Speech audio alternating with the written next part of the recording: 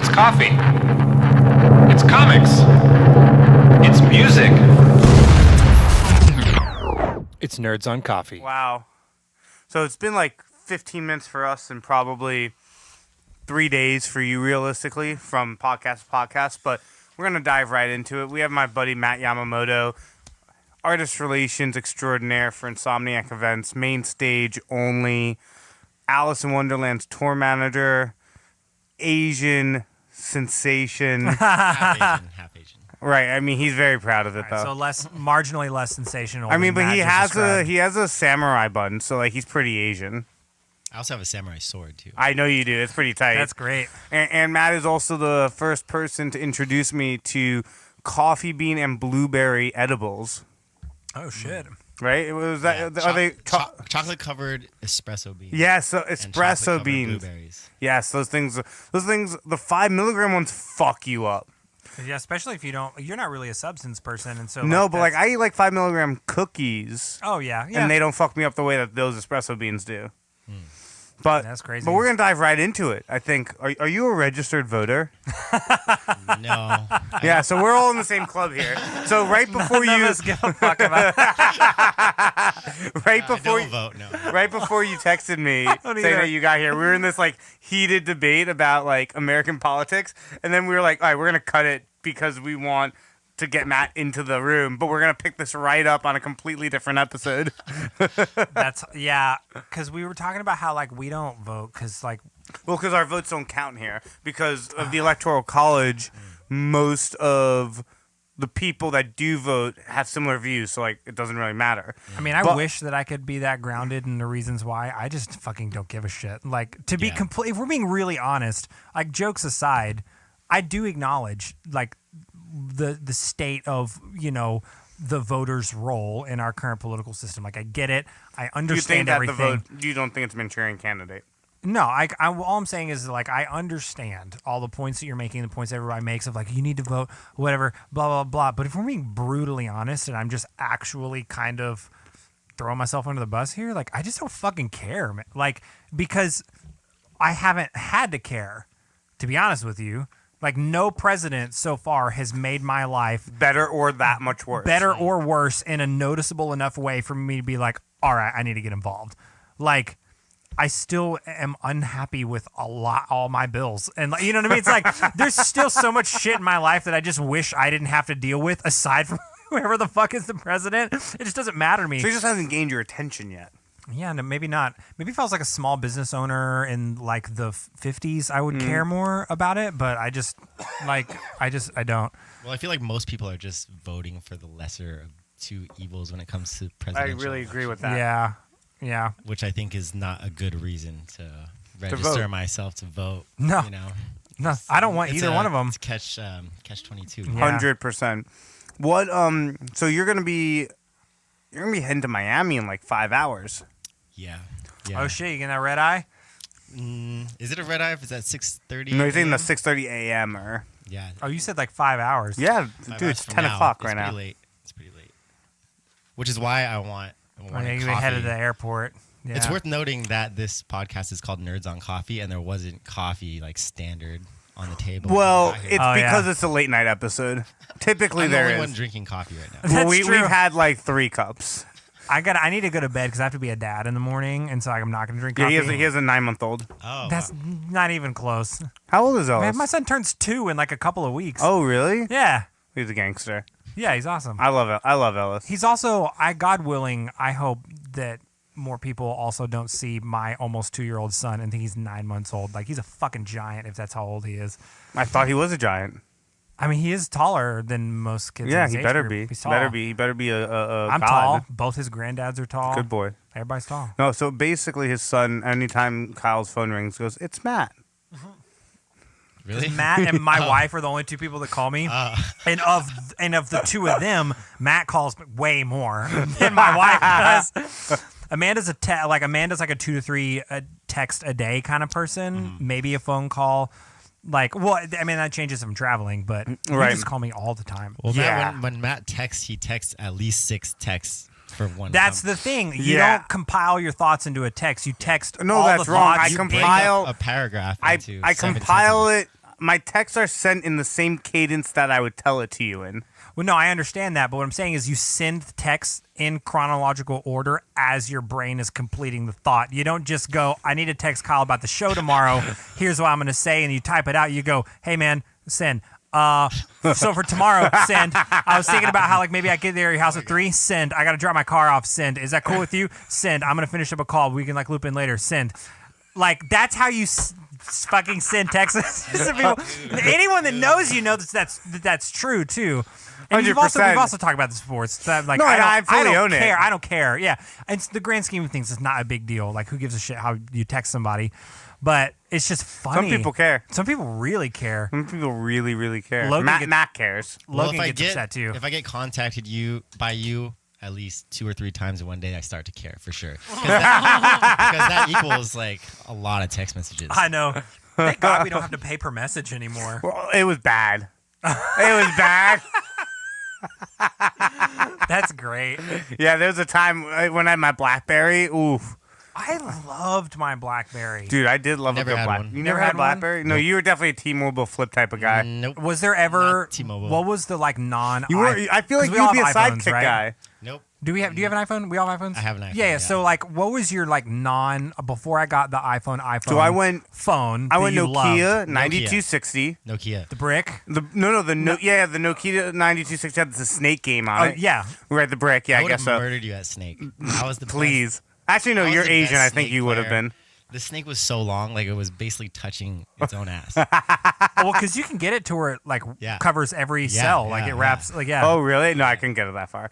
So I went Nokia, then I went Razor, Oh, Razor. then yeah. I went Palm Pilot, Oh. then I went BlackBerry, then I went iPhone. So you made a really gradual went from borrowed my parents' cell phone to junior high Razor to big leap to just like young business professional and then now just relevant. Like Exactly. because no one fucking had those phones except for like 30-year-old dudes who were like, oh, it's got a stylus. I can organize my calendar. I mean, but am I not that person?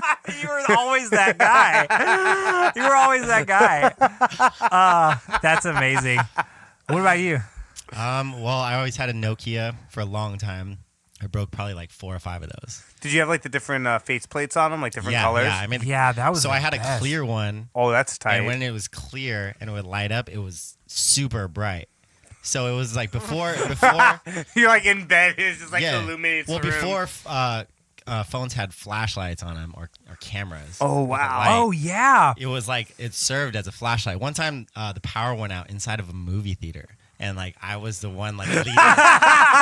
You were the Messiah. Yeah. Like I'm your leader now. Yeah, that was great. That's That was great. amazing. I Forget felt- about what you just saw in Titanic. Follow me.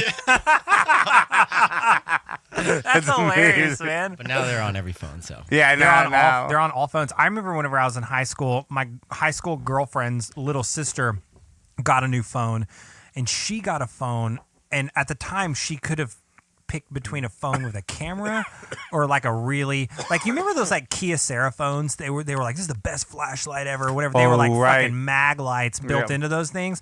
So she opted out of getting a camera phone for getting a phone with like a really good flashlight in it. And I was like, you dumb bitch. Like, what is the matter with you? And now as an adult, I'm like, a flashlight is way more useful than like way more valuable. Like she as like a 14, 15-year-old like figured it out. I think What now is she now? I'm just like bitter now. What does she do?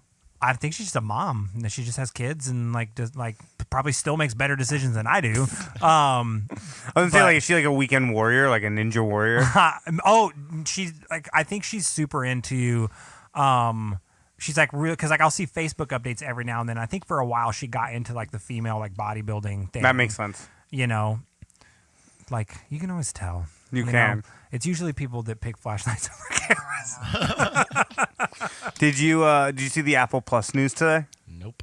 So Apple announced their streaming platform, Apple TV Plus, and they're launching it with original content that they've already signed directors Steven Spielberg and J.J. Abrams and Oprah. Wow, that's a strong start. Yeah, Strong. they got Harpo, man. Yeah, it's Yeah. gonna be interesting. They're really gunning to just kill Netflix. So That's a big task.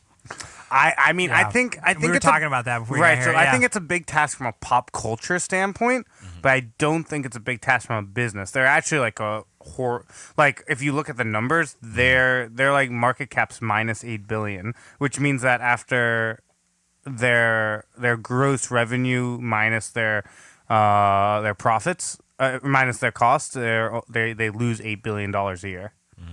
You know, Netflix is from now. Did you know that they lose $8 billion a year? No, but it doesn't surprise me at all. Yeah. Like, I mean, think about it. They have what 110 million paid users, I think, is what the number is, give or take.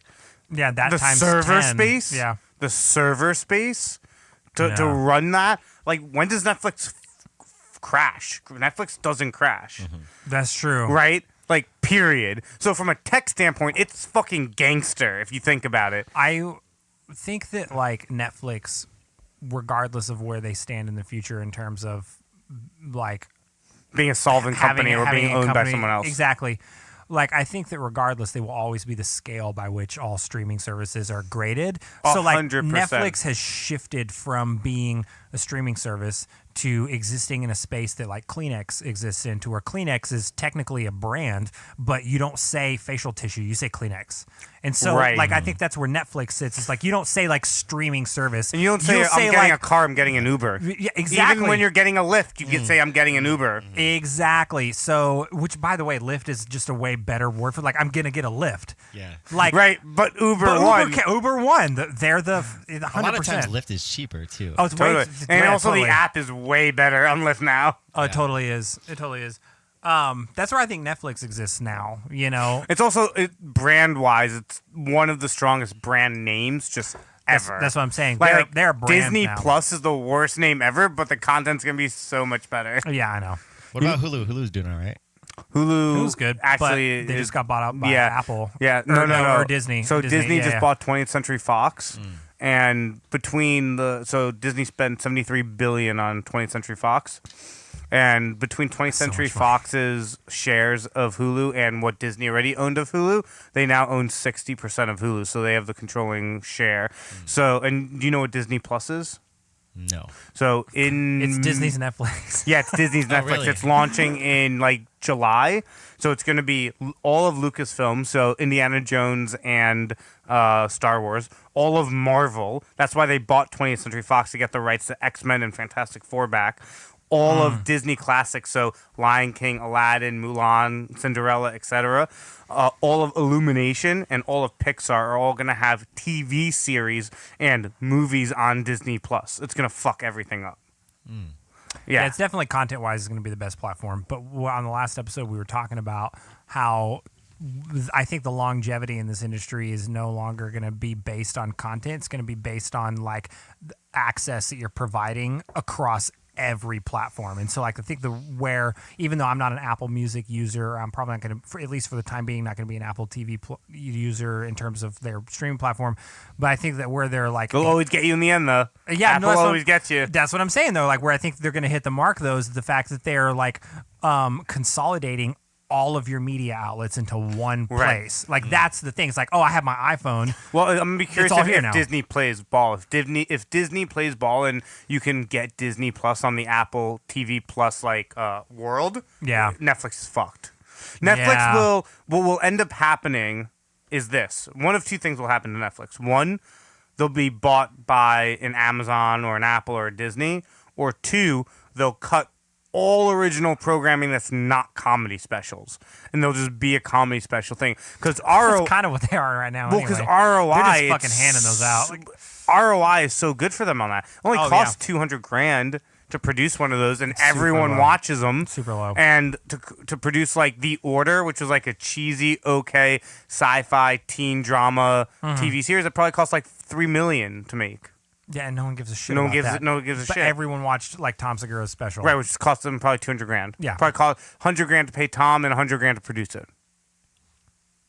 Well, what about Oh, yeah. HBO Go? That's got to be in there somewhere. Well, HBO Go is an app that you can buy on Amazon and Apple's platforms. Oh, really?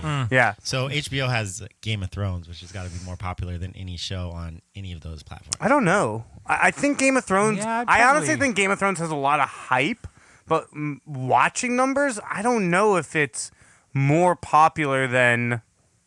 I don't know. You're kind of proving the point though by not being Exactly, able not yeah. being able to think of a rival. Well, I'm trying show. to think of like a I was current. waiting for that one. Yeah, like Well, no, because I'm trying to think of like go something ahead, that's think. like currently in rotation. Because like House of Cards, I would say is an easy one for me, but it's not in rotation. No, I don't Sure. think that's Um, anywhere close to Game of Thrones. I don't know, dude.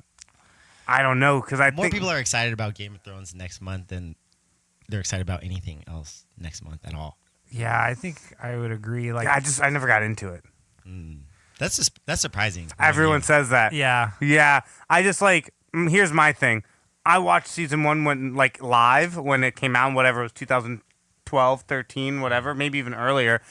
And they killed fucking Sean Bean. I was like, fuck this shit. You killed Sean Bean once in Lord of the Rings. I'm not gonna let him die again. Which, by the way, Sean Bean never doesn't die. In I know anything. it. I was so pissed. I was like, it pissed me off. I was We like, talked about this before. I was so vested in a show that I could actually watch Sean Bean's character evolve, Like, and then boom, I'm you sure- killed him. I was So like, that's Ned fuck. Stark, yeah. Yeah. I'm sure at this So point. after that, I think in the second or what was it, third season, they killed the whole family. Yeah. Yeah. I'm sure at No, this I point when mean- Sean Bean gets called to read for a role, before he even looks at it, he just goes like, "Oh, how am I gonna die?" Like, because that's just the thing now. Like, Yeah. this Well, he thing. dies in the first scene in James Bond. I know. He gets killed in everything, He's man. just good at dying. He's a good. I mean, that dying is actor. that. He's a good dying actor. He really is, Oh, which that's is funny. definitely a skill. I've seen some really shitty B movies where people are not good at but- dying. Yeah, But they you want me suck to at tell dying. you what TV show will make Game of Thrones look like Vin Diesel next to The Rock? Really, Go. the oddly Is- specific analogy. Is the Amazon Lord of the Rings TV series that launches in 2021. Amazon just Yeah. spent $1 billion for the IP and the sets. And did you watch Lord of the Rings, like the movies? No, I did not. So you're probably marginally less excited about it than we are. Yeah. But you like Game of watched- Thrones. I think I watched one of them, but I was really high, and I fell asleep maybe halfway through. Wait, but you That's fair. like Game of Thrones. I love Game of Thrones. I think you should give Lord of the Rings another shot. I would. I would. don't know, man. Actually, I did Lord of the watch Rings- one of them. I think it was the third one in theaters. It was really long. It was good. They are really long. I don't know if you would catch on to Lord of the Rings though if you're a huge Game of Thrones fan, because Lord of the Rings is basically Game of Thrones with more story and less porn. Like, Is there a lot of porn in Game of Thrones? there's a lot of nudity and fucking in that There show. is a lot of penis in that show. Oh, it's a lot. hilarious. Yeah, that's really funny though. But yeah, so the Lord of the Rings show is going to be taking place after the third movie, like chronologically, for 7 years. It's going to be great. So in other words, Amazon spent 1/8 of the amount of money that Netflix loses Yes. on this show. On one show. On one show. Well, Amazon has, like, Amazon and Apple combined, I think, have $500 billion in the bank. This is just an obscene amount of money. Like, first of all, $1 billion by most people's like measurements is like an unfathomable amount of money. Right. Like, no one. Well, Apple alone, I think, has $300 billion of surplus. Yeah, that's what I'm saying. Right. Like, have you seen the like diagrams of like $1 million compared to like little crates of money like on a battleship? Right, yeah, you know, yeah. like it's like a crate, like it's like one little tiny corner of the battleship is like $1 million, and then like the front, like Jesus fucking Christ. Your guitars are making me allergic. It's fine, but man, anyway, it's a lot of money. Oh my God, there's gonna be more. You derailed the feel whole it. analogy.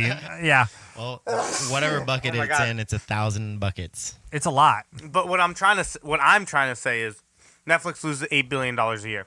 Yeah. Apple could lose that on their streaming service for 4 decades and not even break 1/4 of their total money. Yeah, that's a lot. What did you do? Like in like I don't know. You like put I've been something in the air. staring at you the whole time. Nothing changed other than you just being reduced to a pile of like allergic ash. Like, There's something in this room I'm just like allergic to, I think. is it my So you- candle? I Is think- it my bluish enlightened bluish I think it's candle? you. Is my bluish candle? I'm allergic to you. It can't be me. Yeah, 100%.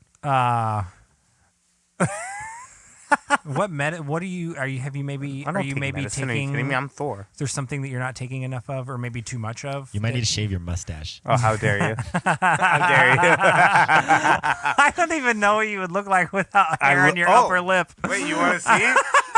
My buddy texted me a photo. I don't ever shave my mustache. Even whenever I cut my beard down, mustache and goatee So stays. my buddy texted me today a photo from 5 years ago at a rave that we were at together. I look like such a child. Oh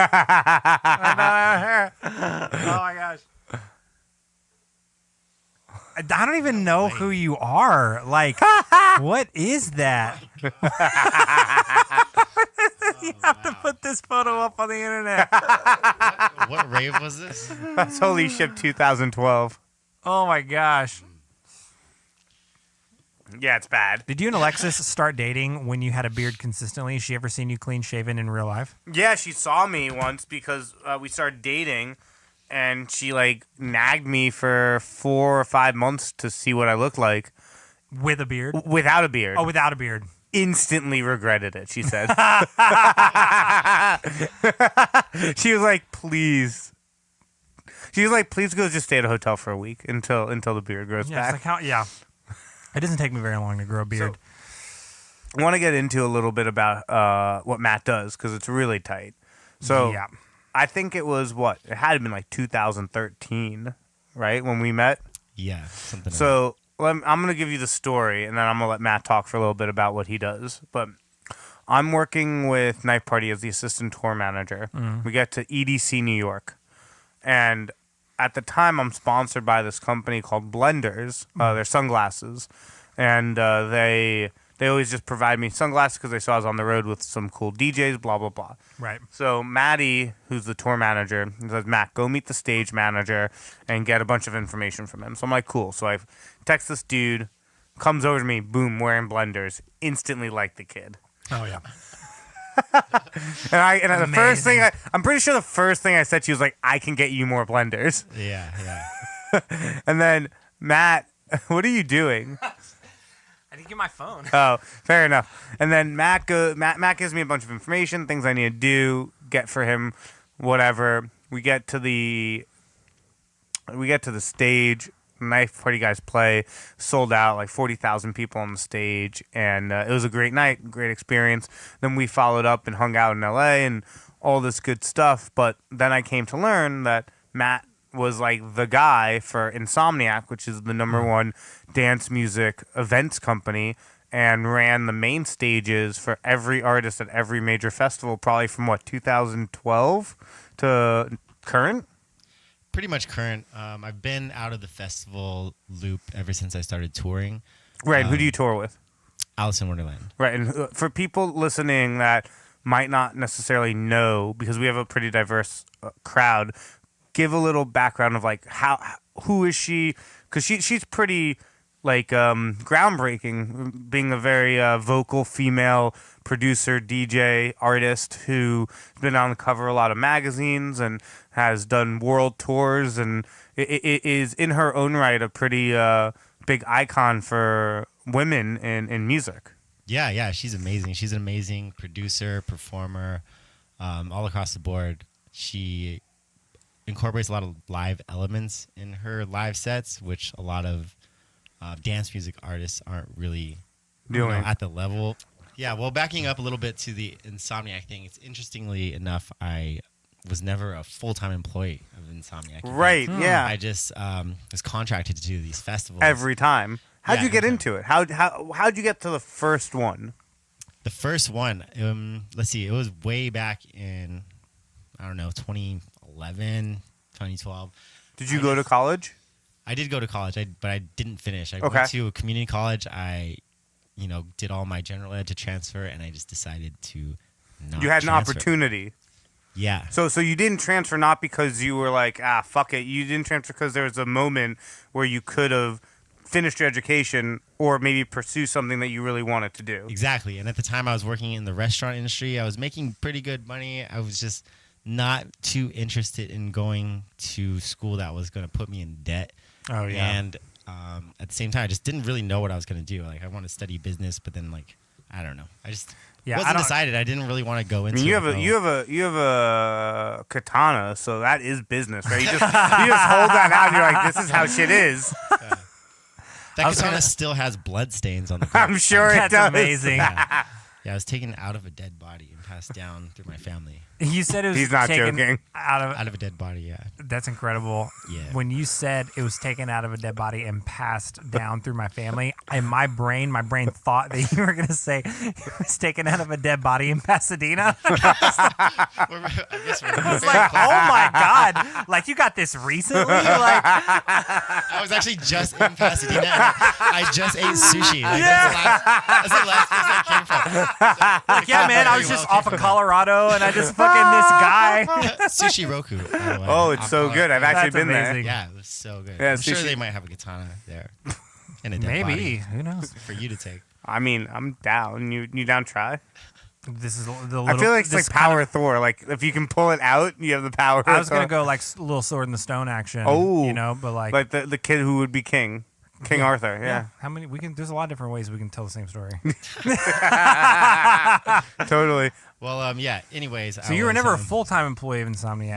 Never. And actually, to get into it, at the time, Insomniac had this volunteer program where they would let you volunteer in random jobs around the festival. Some of them were the first one I ever did was information booth. So I was just one of those guys that sat in the festival at an info booth and just was supposed to answer questions for any of the attendees.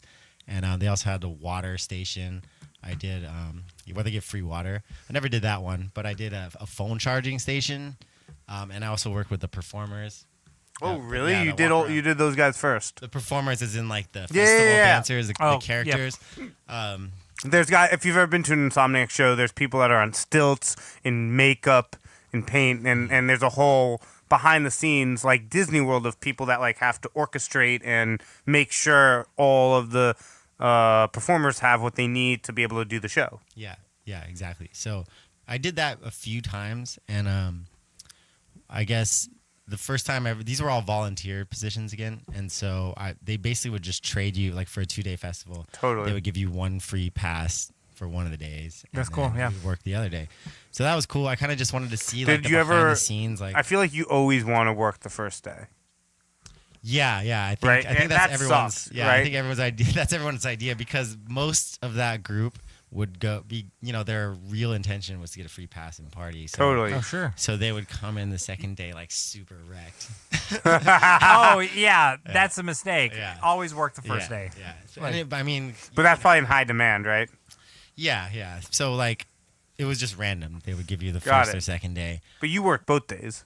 I'm just kidding. No, they didn't let you do that. It was kind of a trade, and then and then I just got offered a paid position with guest services, which was the department that actually ran this volunteer program. And that's So- because they saw the work that you were doing. Yeah, I was just like really interested in finding some path into the music industry or the live music industry, festivals. I just didn't really have a clear direction or background. I had a background in music a little bit, but nothing significant. So I was just kind of just trying to squeeze my way in there and just see whatever I could and do some work somewhere. And it kind of worked out because I did maybe 2 paid positions with guest services. And then it was actually EDC New York, not the year that I met you. I think it was The year before? 1 or 2 years before that. They just ran it. I was supposed to do a VIP upgrade tent for guest services. This one was when I was getting paid for it. So I was traveling to New York. And it's the first time I was like, traveling. Getting paid to travel. It's the best Yeah. feeling that first time. Yeah, so that was pretty cool. Even though I wasn't getting paid a lot, I was like, oh yeah, I'm doing a job in New York. I never did a job like outside of my own state kind of thing. Right. So Because you're from LA. yeah, so I was already super stoked about that, and then I was supposed to work in a VIP upgrade tent, and just randomly, this guy just showed up. His name's Jasper. Jasper's amazing. I think you know Jasper Lee. Jasper Lee. Yeah. He just pops up. I to my totally tent. forgot that Jasper's your your way in. Yeah, he's the man. You know, I'm working with Jasper on a few things right now. We'll talk Really? off air. Really? Yeah. Yeah, cool. Well, yeah, he just popped up at my tent and was like, "Hey, are you Matt?" And I was like, "Yeah." And he was like, well, you're coming with me. Did Laura talk to you? She was the director of the department that I worked in. And it's like, no, maybe she was trying to radio me, but maybe it wasn't working. But I was like, no. And he's like, well, you're just coming with me. Like, just come. And you're like, dope. "All right." VIP people fucking suck. I was like, all right. So I just jump on his golf cart, and he's like talking a mile a minute, and he just like changes my radio channel, and he's just like, okay. And next thing you know, I'm on stage, and he's just telling me like, yeah, you're just just go for it, like do it. There's like no real direction. The festival had already started. That's amazing. I don't know what happened with the guy that was supposed to be there, but You never found out. I never found out. Maybe he didn't show up. I feel like or- we should find out. Yeah, I don't know. Maybe Jasper knows, but No, that's what I'm saying. Like maybe Jasper katanaed him for. That's what I was gonna say. Where you think that katana came from, man? well, Jasper's Chinese, so I'm sure he doesn't have a katana. Maybe some Wait, 'cause what are you? half Japanese. Right. Yeah, the Aryan race of the Asians. Oh, for sure. The most racist and elitist of all of Asian Of all people humankind, is really. Japanese people. Low-key Japanese people way more racist than Americans. Oh yeah, but to other Asian people. No, for sure. That's Yeah. what I'm saying, yeah. We love you. No, Do you trust want me, this to is hear more about your culture from us? just to put it in perspective. Half of if, it anyway. if we're going like on a scale of like 1 to 10, 10 being like really like over the line, that was like a 3. That's like how far we'll go. Dude, it's gotten Yeah. really uncomfortable. I'm sure. I don't know. Maybe people love it. Those They are haven't- like usually the best streaming episodes, actually. I guess. I mean, we look at the numbers after all these episodes, and we're like, "Well, that's the one." It was a good run. That was it. And then it's like, that was the best one. What No. the fuck is wrong with everybody? Straight up, our least streaming episode is the most vanilla one we've done. Which one was it? Like number 3. Oh my god. we like the first 5 were rough. Like we were like learning our cadence, Yeah. right? One was funny because within 5 minutes we found out that Nicolas Cage had bought a pet octopus for $150,000. Why was it so We just expensive? ranted about that. We for ranted a about it, while. so it was amazing. Yeah, we still don't know why it was so expensive, but But we hope his name was Fred. That'd be a Yeah. good name for an octopus. That's what I'm saying. we get really, really uncomfortably offensive on the Yeah, I mean, show. here, so you're gonna tell it right now because I don't give a fuck. But we had this dude from Nashville on, and he told his Southern joke, and it goes, Oh yeah. Oh. How many? This is what, the third time I've told Yeah, that show I love now? it. It's so great. At this point, I always predict it's going to come to a screeching halt. It never does, but maybe there's still hope. So here's my favorite joke. So am I saying this with this dude from Nashville on the podcast? He's pretty straight laced dude yeah, too. yeah, like, yeah. He's like a straight laced dude. It's so like great. very like yeah like, and so. This is my favorite like redneck joke to tell because I'm from the South, and so my favorite redneck joke is to tell is so I was fucking my sister and she goes, "Wow, you fuck like dad," and I said, "That's what mom said." Damn. Yeah. Well, it's pretty true though. I mean, That's the appropriate response right there. Like fucking 17 episodes in, finally got someone who gets it. Like that's exactly what happens. white people are the craziest. Dude, white people are it's very, fucking very crazy. obvious. Yeah, white people are nuts. Dude, seriously, man. Like viewing You're the only white person here. white. pretty You're white. fucking white. I'm Egyptian. No, we hear. Say Remember something different every time. I'm Egyptian Brazilian. No, remember last time we coined the term you're Egyptian. I am Egyptian. Yeah, Egyptian- definitely you're claim Jewish Egyptian. Jewish. I'm Jewish as well. Yeah, But that's a culture though, right? Yes, I think so. I don't know. That's a big argument. A lot of people consider being Jewish a race. That is true, you know? That is true. Yeah. Jews are race. Especially if you're talking about the Holocaust, that's definitely a race. Yeah. Well, I think Jews are like a better version of humanity. You know, I think everyone's entitled to an opinion. No, Hitler I thought think, we were. That's why he tried to kill us all. you know, you're too good. We don't deserve you. With that as thought process. No, I think his thought process was they're too good. They're going to undermine my people. I really don't think that's what it was, man. I think He was Jewish, though. I've said this. Did you know that? Hitler was Jewish? Yeah. No way. No, you didn't know that? By like Torah wise, his mom's mom was Jewish, so he's technically a Jew. It was technically 1/16 Jewish. Oh, well, that sounds like a fucking Jewish way to calculate that. No, but in Judaism, if the women line is Jewish, then you are Jewish by definition. Yeah, but he did not practice Judaism. No, so but the apply to him. irony was that like by blood he was. Right. No, he definitely never practiced it. Yeah, but then we also have like another gray area conversation of like Judaism as a race versus a culture. Like, is your bloodline Jewish because someone is born like in a Jewish race? That's what I'm saying. So it's like, I think so. Just like Thor's a king because he was born into it. or you could say like I Prince can't Harry. become an Asgardian. You could say a real king. You don't have to go. There are kings today on this planet. They're still alive. Right, but the podcast called Nerds on Coffee. I'm not going to talk about Prince Harry. Fuck that guy. That doesn't make it less nerdy just because we're not talking about comics. Like, nerding is like just a really in-depth, scrutinous overview of a particular subject. True, but I do tend to move towards Valhalla at any moment, at any point. Speaking of kings being alive, I was in Thailand. Is there a king there? Yeah, so there's a new king there. Because I was in Thailand a couple years ago when the king died. Oh man! Oh wow! You were there when he died. I was there. So like, he not only was he the king, I believe he's in the Guinness Book of World Records as the longest reigning king ever. Because it's one of those where he was born into it. And oh wow! So like his whole life, king as a child, that's crazy. Like a very young child. That sounds like a dope movie. He was king for like 90-something years. That's insane. Yeah. Well, because a lot of child like royalty, like especially throughout human history, is like they don't live very long. Yeah, right. Yeah. Like or Simba. they don't become king. They either don't become king or some crazy uncle fucking kills them or some shit. Like, thank you. Yeah, there you go. 100%. I was waiting for that. 100%. That's what happens. So exactly. Some Game of Thrones shit. or just some Lion King shit. Yeah. That's true. Yeah, Scar. Lion King. Fuck Scar. Yeah, that was a crazy experience because we were about to go to the full moon party, and most people in the music industry know what the full moon party is. Like it was like the original full moon party in like Koh Phangan off of Koh Samui. So we were at the time we were in Chiang Mai. We were kind of traveling around Thailand, and Chiang Mai is like the northern region, like in the jungle. And we had this driver named Ning. Ning was awesome. He just would drive us around anywhere. Shout out Ning. Yeah, Ning. Shout out Ning. And Pookie is his wife. Let's try and get them to listen. Anyone that goes to Chiang Mai should hire Ning and Pookie. Do you have their home address? No, but I have their phone number and I have their Instagram. And actually, his Instagram is Mr. Ning Tour.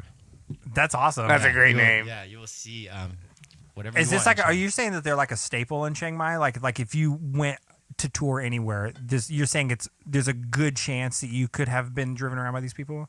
No, I wasn't there while working. I was just there. Right. on my own. No, I meant tour as in like you want to like go see parts of the city, go to like activities, like. Oh yeah, they're the ones. Like because like I IMD for a girl who recently like vacationed in Thailand. Starley, yeah. Like Starley was recently in Thailand. She went to Chiang Mai and they went to like the elephant sanctuary. They stayed for a few. Like they were talking about that. I should ask her. I should be like, "Do you guys have a driver there?" Yeah, like that's why I was asking because like she spent some time there. Like she and her girlfriend were like went to the elephant sanctuary. Like they loved it. Is Bali Thailand? No, Bali is in Indonesia. Indonesia, right. Yeah, which is also an awesome place. But anyways, we were gonna go to the full moon party, and we were in Chiang Mai. We were going to Koh Samui, I think, the next day, and Ning picks us up from our hotel, and he's taking us to the night market, which is one of the coolest things to do in all of Thailand. Go to the night markets. But he was like, "Oh, no more full moon party, huh?" And we were like, "What? What happened?" He's like, "Oh, you didn't hear? Like, the king died." I'm like, "Oh, and it was like, well, yeah, the whole vibe of the entire place changed because not only it's a way bigger deal than say like the president dying here, or even like the royal family. Yeah, it would be a big deal anywhere, but certain laws. It would be a big deal if President Trump died, but in a different way. It would be a big deal, but certain laws take action there. So you can't. Interesting. Yeah, so certain things like you're not allowed to party anymore. So all bars are shut down. All you can't sell alcohol. You can't buy alcohol. For how long? It was a long time. It was until after we left. And we were there for at least another week. Oh, so wow. I think like a month or so, the whole country's in mourning, But it feels like it's almost forced because the cops are walking up and down the streets making sure no one's playing music. You're not allowed to play music. Oh, It's wow. like, there's supposed to be like zero form of. Can I just say that's a fucking gangster dictator that was able to control people dead, Yeah, yeah, and so right? Because he was a king for 90-something years. You said. Yeah, So that means that anyone working, living in Indonesia, for the Thailand, most Thailand. part, or sorry, in Thailand, Yeah. are younger. So that means that all these people Yeah. were following the lead of a dead guy because that's the only leader they've ever known. And their parents probably too. Like And their parents, right? 94. that's three. You're bridging like 3 generations at that Right. point. Like, You have 3 of him and you're older than America. yeah. We talk about this all the time. It's 3 people. America's 3 of him. Yeah. Exactly. That's one of our favorite Yeah, ways it's to my describe yeah. So in have you watched? I want you to finish the story, but real quick, have you watched Strange Times, the new Joe Rogan special? I don't know if I watched the whole thing, but I definitely remember at That least seeing line. that clip. Yeah, it's it's so so good. great. Yeah. All right, Fantastic. but continue. I want to hear more about Thailand. Yeah, so he, basically we couldn't party. You couldn't speak out against. Ning warned us. He was like, yeah, so it's like really serious. If you're speaking bad at all, so like just if anyone mentions it, like don't speak about it. Basically, What do you mean? Like he was worried because like I was with a couple other crazy white people, and I love they the crazy whites. they weren't as mindful. Should you say They were not. they were not as mindful as So they probably I just was weren't taking a lot of trying to stuff seriously, making jokes and things like be. Yeah, that. yeah. Like, So he was just kind of like, if anyone mentions it, just like nod your head and like whatever. Like just don't Don't talk be about like, it yeah, fuck that and, guy. And we were like, oh, it must be serious. And he's like, yeah, if you do, like, they're gonna put you in jail. And apparently, like, even for social media, like for each Facebook comment. So there's this one girl that made like 2 or 3 bad remarks about the king after he died on Facebook. I don't know whether it was a message to someone or on her wall or whatever, but she was sentenced to, I believe, like 10 years for each comment. that's Yeah. So what happened in that Wild. situation? Did she actually have to do that? I mean, I didn't follow up on it, but it sounds like she did. But meanwhile, here That's you crazy. can walk in the middle of the street and yell whatever you want about the president. And I could go you're not- to the front fucking gate of the White House Yeah, and yell People- "fuck yeah. Trump." People are doing that right now. People do that every day, all the time. It happens, Yeah. and so, dude, that's. I mean, so we could even crazy. say it on this podcast. They're not going to come arrest us. Yeah. No, you So it was literally say a whatever really you want. big eye opener on how much freedom. Well, there's a lot we of have. reverence that still compared to the exists world. in a lot of other cultures too. Yeah. I mean, people respect a lot more in terms of tradition and culture than we do in the United States, 100%. because we don't really have a culture yet or at all. You know what I mean? Like our culture is still is 3 people comprised old. of everybody else's culture, and so it's like, what is American culture? Like all the things that you could say that would definitively give a snapshot of what America is like, I would argue a lot of them would probably be negative because it stems from some type of oppressive or capitalistic viewpoint in terms of how this country proliferated and grew. So there's this underlying sense of entitlement and taking advantage of situations and kind of like forcefully putting yourself up on a platform that you want to be on. That's really like what fucking people in America have done, 100%. So- I mean, we literally had a war with ourselves Yeah, because we didn't want slaves. Yeah. Some of you. Yeah, some people wanted slaves. We have a state currently that has more tigers in captivity than there are free in the world. Yeah. Did you know that Texas has more tigers in captivity than there are free in the world? It's really disturbing. Yeah. Yeah, that's my home state too. I'm from Texas. You know that they only have a 3-page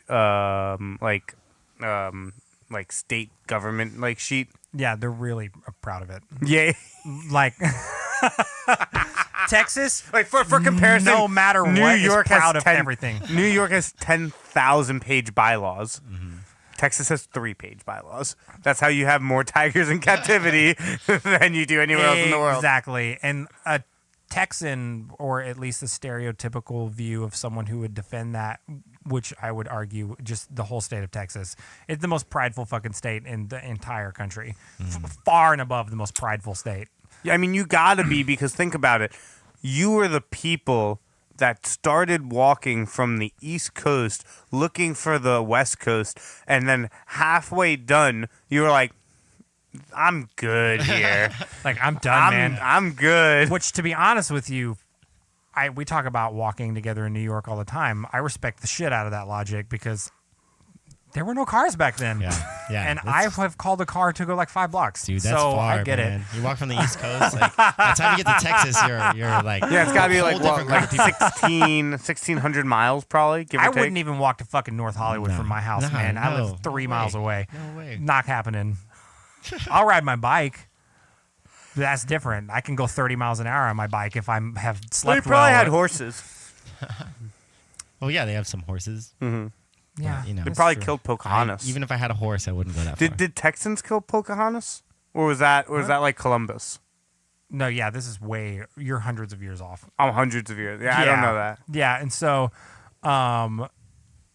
you know, what's funny that we've mentioned a couple of times, like quote unquote, like white people culture. And I think one of the funniest things is viewing, and definitely like the most eye opening for sure. But like even on a less serious, because I actually have like a lot of like non-white friends, and talking to them about like where I sit as like a white man in terms of like the amount of privilege I have and just like the things that I'm afforded just in terms of like my existence. We talk a lot about that, and it helps me gain a lot of perspective and make sure that like, hey, not only how can I avoid doing something that's unintentionally offensive, but how can I also be proactive and make sure that like I'm actually taking advantage of the fact that like there are some places where like I have a voice and people don't, and like I need to be able to like take advantage of that and speak up and like actually go to bat on behalf of people that might not be able to get that opportunity. But just in a lighter hearted manner, one of the funnier things to me right now in life is viewing white people culture through the lens of people who are not white, because they talk about it in the funniest way, and it's ridiculous. Like, it's really, really funny.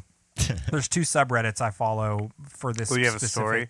No, nothing specific, but like, He's had some crazy subreddit stories that he's told on oh, air. they're hilarious. I should have prepared more. I should have had one. I can probably find one pretty fast. But like, there's 2 subreddits, and they're usually a little bit more serious. But there's one called White People Twitter and one called Black People Twitter. It's both just kind of like underlying tweets surrounding like those specific cultures, you know. And so it's like everyone can kind of like make jokes and like kind of laugh, you know. But it's really like you don't really get it unless you were like in that group. And it's just always funny to me to see like black people tweet and like joke and like make comments about like white people culture from their perspective of like white people are fucking crazy and they're so dumb, and why do they do this shit? Like, why do white people have tigers as pets?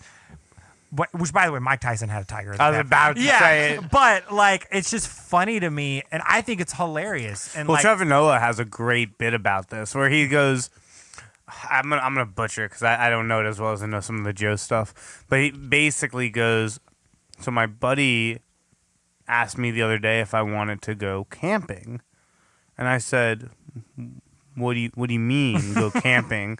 And he was like, you know, like pitch a tent and like survive off the planet. And he goes, no, I ran away from that. That's why I live in America. exactly. Yeah. Oh, exactly. Right? Was it Dave Chappelle? No, it was Chris Rock that he was like, the only group of people, like white people are the only group of people that go hunting on full stomach. Oh yeah. No, it's exactly that shit it's that I funny. think is hilarious. So I'm like, yeah, that's true. Because when you just state it like It's that, like a Loki statement.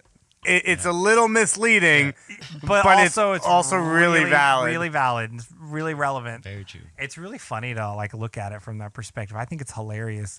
Like, I also think that it's okay that if it's done in a non-offensive way to like poke fun at everyone's like cultures and like make jokes and things like that. I think people have gotten a little bit too sensitive. For sure. You know, having said that though, I'm always like hyper aware and make sure that like I'm, to the best of my knowledge, not being offensive about anything that I'm saying, because I would never want to knowingly say something that like made someone feel like oppressed or like hurt their feelings or made them feel bad about their situation because they think that I'm coming at it from like an elevated standpoint. You know what I mean? But then you turn your eyes to the right and you're like, yeah. But then I just roll my eyes and I'm like, oh God, Jewish people. I mean, Hey, did you know Hitler was a Jew? that's the best line. I love it. What, Oh, Matt, what is like your favorite place you've been to now? That's gonna be a tough one. The biased part of me says Japan because I mean, the non-biased part of me says Japan. I'm going to Japan in July for the first time ever. Really, Yeah. really? That's gonna be I'm excited. great. No matter what you do, it's gonna be amazing. That's what I've because heard. I've heard it's like the one of the most food incredible places to go. is absolutely amazing. I'm excited. Yeah, that's definitely one of my favorite places. I would say the other one, a close second, is Prague. Prague. I do Czech love Republic. Prague. Prague is one of the most beautiful places I've ever been. We went to Lebowick's Castle, which is very Game of Thrones. Yeah. Oh, yeah. And also the food in Prague is so good. yeah. The cobblestone roads everywhere. Yeah, but it does also feel like the movie Hostel. Well, Prague actually is one of the cities in Europe that was preserved by Hitler because Hitler was going to use it as a museum. Really? Yeah, Oh, to show yeah. how what it looked like. Oh, because they confiscated like so much art, yeah. like through like so much art. Right. So Prague, they were like, ooh, this place is too pretty. We're not going to actually bomb it. They're going to preserve it and use it as a museum as to what the world looked like before Before the Great Nazi Regime. Yeah, That's which scary. is weird because like it's fucking beautiful. Wouldn't people be like, oh, this is better. Like, Yeah. better than what we have. Like, wow, this is way better. It seems like you fucked up. We're all on the wrong side, guys. Like, Right, like that's actually like it's a great story arc for a movie. Like Nazi Germany wins, but they've preserved X Y Z like places. generations down the line. And they're right. So now generations down. Now we're in the 2000s. Like Man in the High Castle, right? Like that show. Yeah. Have you know the premise? Do you know the premise of Man in the High Castle? No. It's like one of the few Amazon shows that I suggest you watch. So the general premise is, what if Nazi Germany and Japan won World War II, and now you're focused in a Japan-occupied and ruled San Francisco, and you're following this white couple on their life in a Japanese-ruled American territory. Wow, that sounds interesting. It's really interesting. It's on Amazon. It's really, really interesting. Called Man in the High Castle. How many seasons? 3. It's really good. That's doable. It's doable. It's not. Yeah, we were just talking about this. It's not like Game of Thrones where it's like, or Lost is what I was No, saying. Game of Thrones is still doable. It's only 10 episodes per season, and it's so good. that Right, It's just like, right. It's only 70 episodes. Yeah. Right, but like Lost is like 24 episodes a season with yeah, 7 it's seasons. intense. Or It's a like lot. Dexter has like it's so so much. many No, seasons. but that Dexter you can't even doesn't. get That's not started. true because it's like, don't watch past season 4. 1 through 4. 5, 6, 7, 8 really suck. What about 9, 10, 11, 12? No, there's no 9, 10, 11, 12. Also, Walking Dead. Man, I've never God, watched. I hate that show. I Well, I used stopped to after love like it. season 2. Yeah, Like, yeah. And then it's like they ran out of ideas, and they just kept on doing the same thing over and over and over. Oh, again really? With different characters, yeah.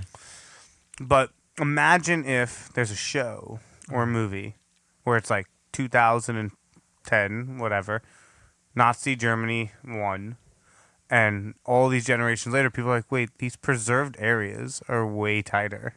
Yeah, And- we actually are existing on the people who were on the wrong side and they won. Right. Like, how can we get back? And like, you now have this like little militant group of That'd people be that's like, tight. like trying to kind of take back the way the world was. Yeah, that'd be tight. through history. Yeah. But it's also the history that they're seeing is also being shown through the victors, which is also our reality today too. I mean, which That's is why so tight. right, like, because I mean, we only really know history because like People won. We don't know the history. someone won. We don't know the history from the other point of view, right? For all we Definitely know, not as much. for all we know, Hitler could not have been as bad, right? That's a really unpopular opinion. I'm just saying, from Hitler was a fucking evil motherfucker. But imagine. I understand the point you're trying to prove. Right, yeah. because there are classes. There was a class in my college at UMass that taught a history class from the point of view of like Hitler being the victim, Really fascinating class. I'll start with my Kampf, right? It started Did it with that. go into, was it more of like a psychological study of like was- what it would be like? So it started off with like how Hitler was like an artist and a protester. It's the wrong word, but an Like an activist. Yeah. Do you know the history of Hitler? No. He wanted to go to art school Yeah, and he so- got rejected. Got rejected from yeah. art I school. think I heard that, yeah. Then became an activist for human rights, which is really ironic. And then through being an activist for human rights, got sentenced to 7 years in jail for a protest he did, a peaceful protest, right? I don't think it was at this I point. think it was Yeah, it was peaceful, peaceful. So got sentenced to 7 years in jail by German government, which was which in fairness was really evil even before Hitler, because it was still World War I, was still Germany on the wrong side of the aisle. They were the Axis. Right. It was So- them and Italy. Exactly. And Japan. And Austria, right? Austria and Hungary. I think the big three Axis World War I was Germany, Italy, Japan. I think. Or was yeah. it Russia? No, it wasn't Russia wasn't. No. Russia's never like involved. They're just their own thing. Yeah, Russia like kind of laughs at you from the outside, like we're not going to get involved with these, but we're going because to you had infiltrate. Hitler. Well, Hitler tried to go to Russia, and they were like, "Fuck you." They're like, no. Do you know about that? No. So, Well, so 'cause you have do you know like Mussolini- what a map looks like? You know like a map of Russia, I've seen right? a map, yeah. Right, but like you know like how there's like all the you know like how Russia has more land than any other country, like unlivable land. So like Germans like try to walk it to like infiltrate Russia. Right, And- doesn't work. and it doesn't like they got fucked up. Yeah.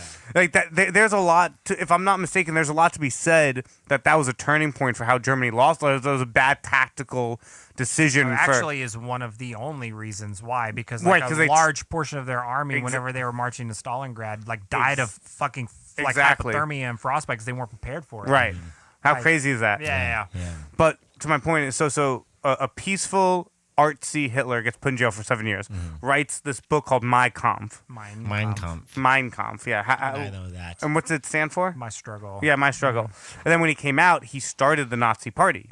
And you Which are was a socialist party. right, and Yeah. you are a very spiritual person, so I know that you know that the swastika is actually a symbol of peace. It's a Native American symbol. Right, Yeah. Buddhist. When it's also flipped, it's backwards. Right, correct. So he used all of these symbols to create this like movement of peace through German superiority. And then it just kind of became a disaster from there. Yeah, as those things do. You know, Those peaceful things become becomes a disaster. fucking disaster.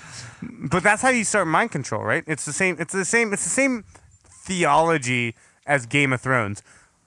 Starting with dragons in season 1 doesn't work. Just like starting with killing people in concentration camps at the start don't work. You have to like ease into Well, that. I mean, it all starts with controlling the information that people receive. Right. Well, and- that's how and all controlling regimes how happen. they perceive things. And so, like any successful communist rule has always begun with like Trojan horsing in the idea that like what you're receiving right now isn't good enough, and we're going to supplement that like piece by piece through the state.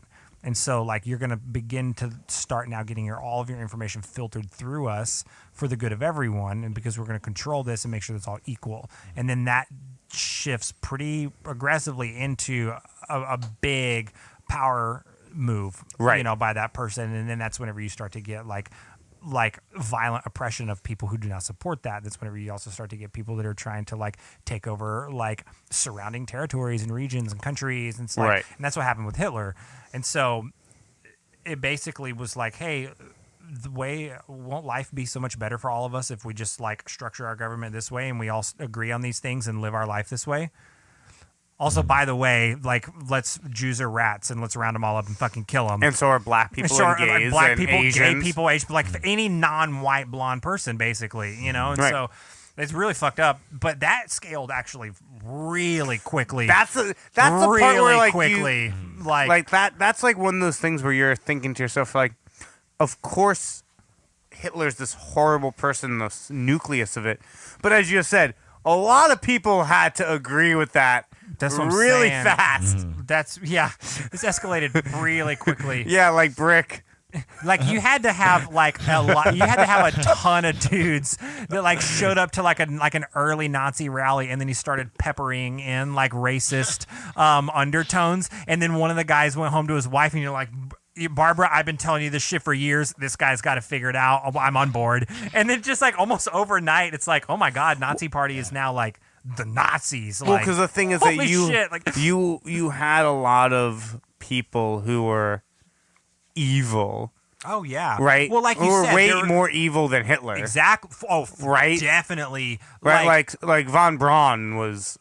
Oh yeah, him. Well, and like Himmler and like a lot of his SS and a lot of like the people like a part of like the upper echelon of the Third Reich were like a lot of those cabinet members were, like you said, like way more insidious than Hitler himself. Right. Even though he was spearheading everything. Hitler had like a not moral compass, the wrong word, but like a vision. Yeah, he had a vision for what he thought society should be.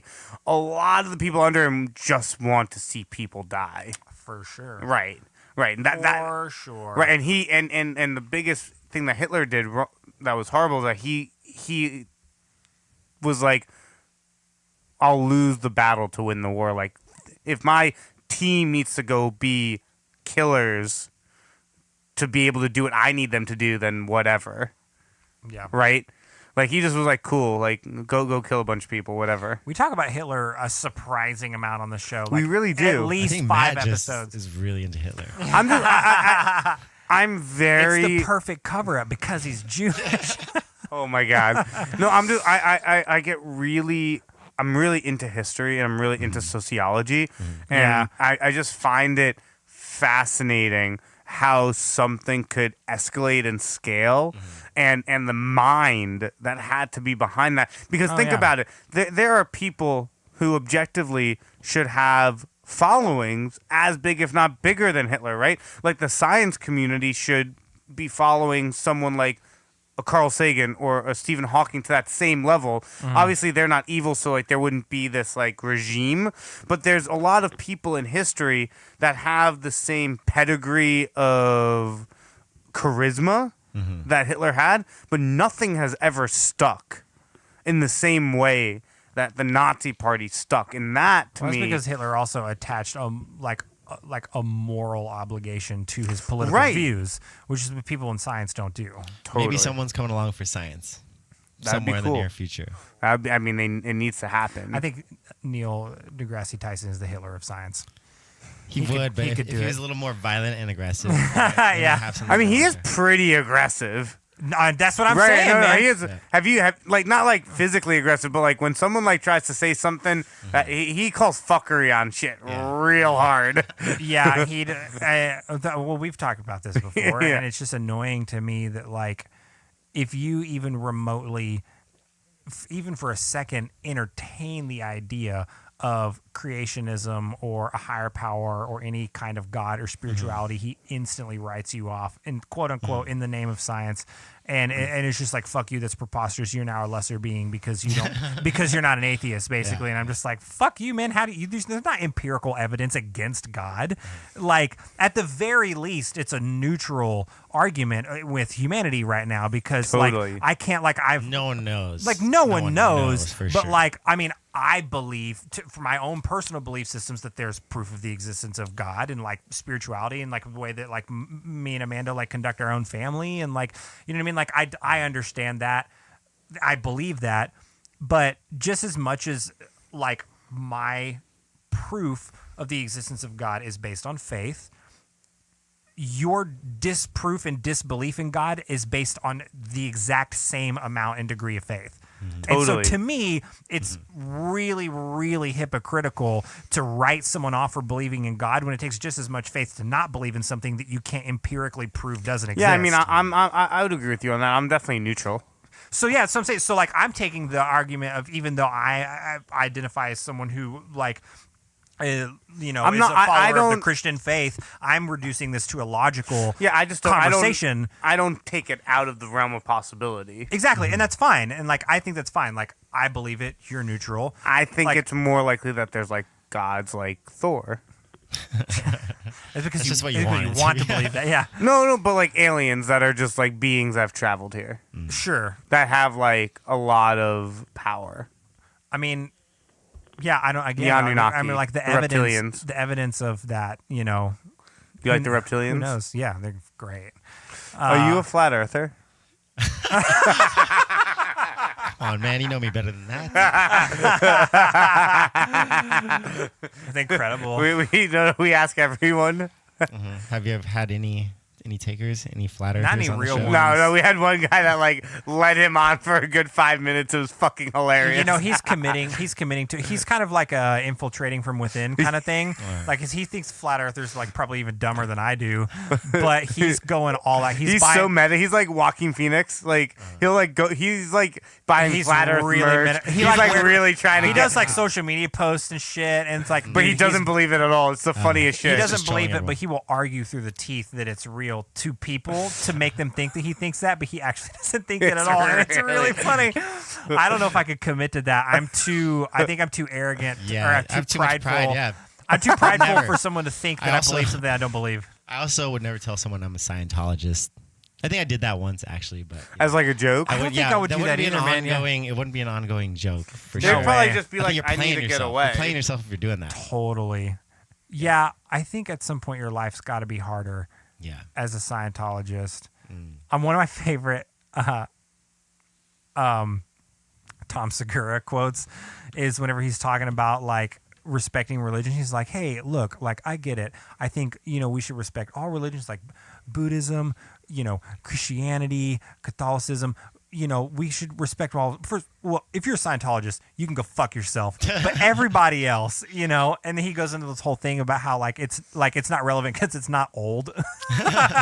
It's really funny. Amazing. It's hilarious. That's true. It's super funny. Meanwhile, we're just miles from the two biggest Scientologists Miles. Yeah. Yeah, The just- two. churches. Well, and like, I mean, Yeah, we're dude, literally dude, like they have churches. like jails in them where they like hold people. Yeah, it's crazy. The one off Sunset is. Is I insane. pass it massive. a lot whenever I Have go to you SIR, watched Going Clear? Yeah, I have. Hey, have It's you watched Beyond the crazy. Curve? I don't think I've seen that. Beyond the Curve is so okay.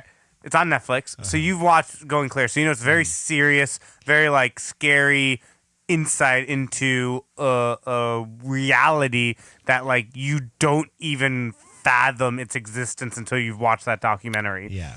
So Beyond the Curve starts in a very similar cadence about flat earthers. For what, like the first 15 minutes or so, it's pretty serious, and you're like, "Wow, this is fucking weird." and then 15 minutes in, they I forget what they pronounce, but they pronounce something insane like that the Earth is flat because there's only flights going east from Australia and none going west. It's because no one fucking wants to leave Australia going But then it cuts to an astrophysicist being like, "No, it's a fucking lie. Here's the flight patterns of the flights going west." That's amazing. I love it. Like, here's the thing, though, too, with flat earthers. Like, they're disproving themselves way better than I could ever disprove it. Like, they're their own worst enemy because, like, they don't understand physics enough to be able to actually conduct an experiment to support their claims. Because every YouTube video, by the end of it, they're disproving their own theories. Like, there's one of them where I brought up, I think when Lucas was on, like I brought up, these people were like, all right, we're going to shine a light. We're going to line up all these, Oh, right. we're going to line up all these posts with a hole in it, and we're going to line them, we're going to make them all like this. I think they're like, we're going to make them all like the same height or something like that. Or we're going to adjust for the curve of the Earth or something like that. Or like the Earth is flat, so we're going to line them up and we'll be able to shine a light all the way through and you'll be able to see all the way through. But because like, And then you can't. and you can't because like they did it and like they were like dipping or something like that. I don't know. Which by the way, also the Earth doesn't curve over the course of like 100 feet. Well, or no, some they shit, you know also what I mean? Like, were like, well, I'm looking out my window into the ocean. I can't see past the horizon, so that proves that the Earth is flat. That's one of the guys in the documentary say that. I know these people are allowed to have children, and these Jesus. people are allowed to vote. These people are allowed to vote. These are the people Hitler should have taken. I'm for it. I'm definitely for it. And we need, I'm a big believer in Bill Burr logic, and he says we need a new plague all the time. And Yeah, I yeah. we need a new fucking plague on this planet. Like, I love that, Bill. You know, one of the I tend to agree with a lot of things Billy Joel I says. know. One of the things that I thought was so funny was like, oh, just plug it back in. Matt unplugged his mic. I don't know how long it's been unplugged for. No, I'll Hopefully check. the whole Hang on. time.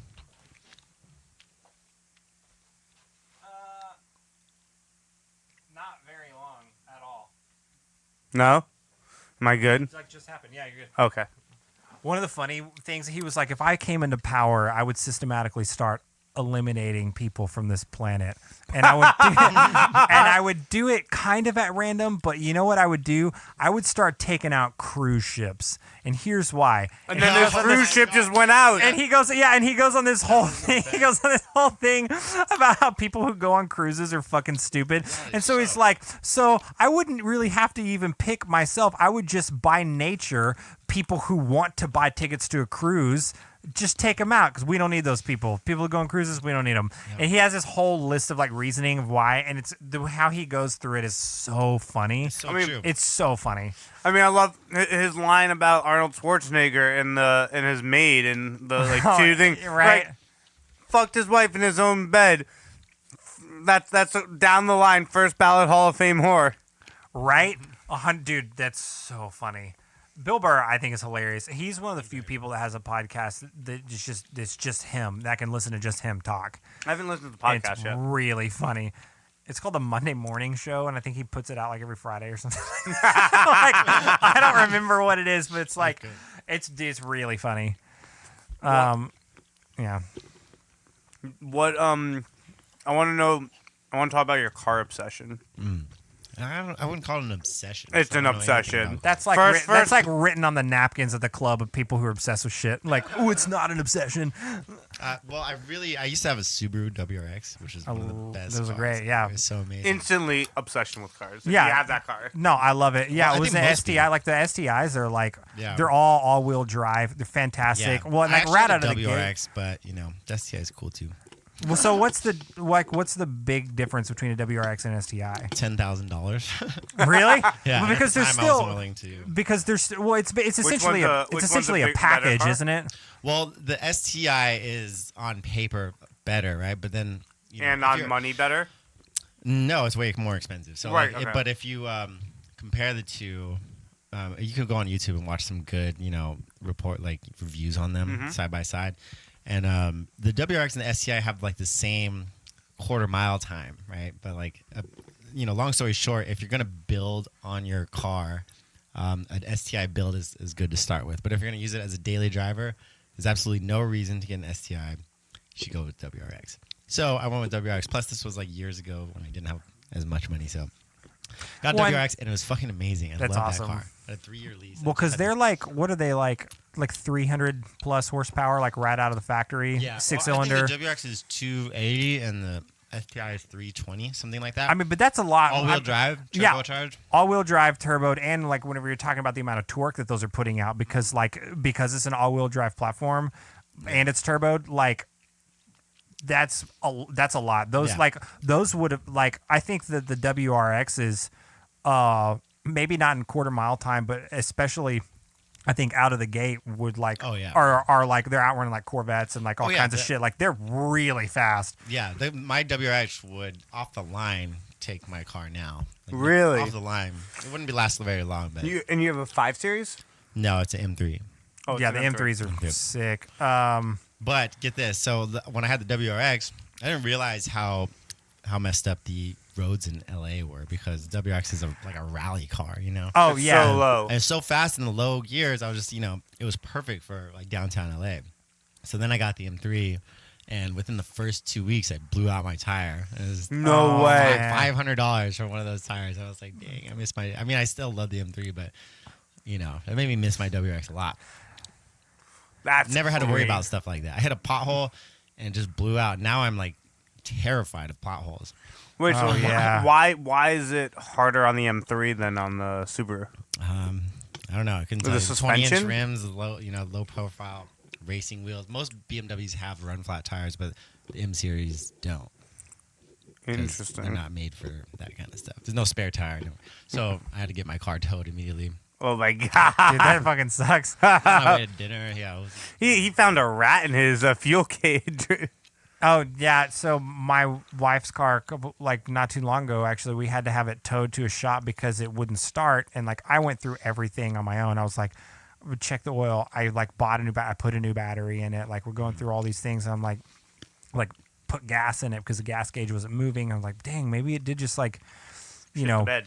yeah, like what's going on? And so we had it towed to our mechanic, which is like right here in the neighborhood. And the dude was, which I actually, when they called me, I took the call. We were in the middle of a podcast. I took the call on air. Well, Lucas's episode, actually. Yes. I went back through and listened to it. And like, It's hilarious. you guys are whispering so that I can have a conversation, but I'm on speakerphone holding the dude up to my mic. But then you can hear y'all's conversation parallel perfectly on your mics because I compressed the shit out of it so that you could, because I thought it was hilarious. Long story short, we ended up having to get it towed to a dealership because I had to hook it up to the computer to figure out what the problem was with the fuel pump. And there's this harness in the back that is responsible for getting everything from the fuel tank to the pump to the engine.